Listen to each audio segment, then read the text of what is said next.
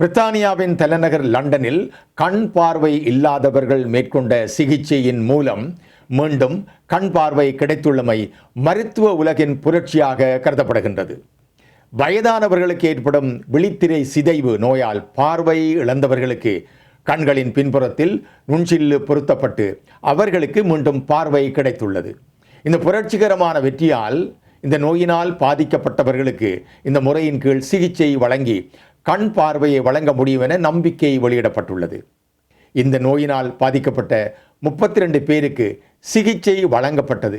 அவர்களில் 27 பேருக்கு வெற்றிகரமாக கண் பார்வை கிடைத்துள்ளது. அவர்களால் எழுத்துக்களை கூட வாசிக்க முடியும் என மருத்துவர்கள் தெரிவித்துள்ளனர். பிரித்தானியாவில் வயதானவர்களுக்கு ஏற்படும் விழித்திரை சிதைவினால் பாதிக்கப்பட்ட நோயாளிகள் 2,50,000க்கும் அதிகமாக உள்ளதாக இந்த சிகிச்சையை வெற்றிகரமாக நடத்திய நிபுணர் மஹி முஹிட் தெரிவித்துள்ளார்.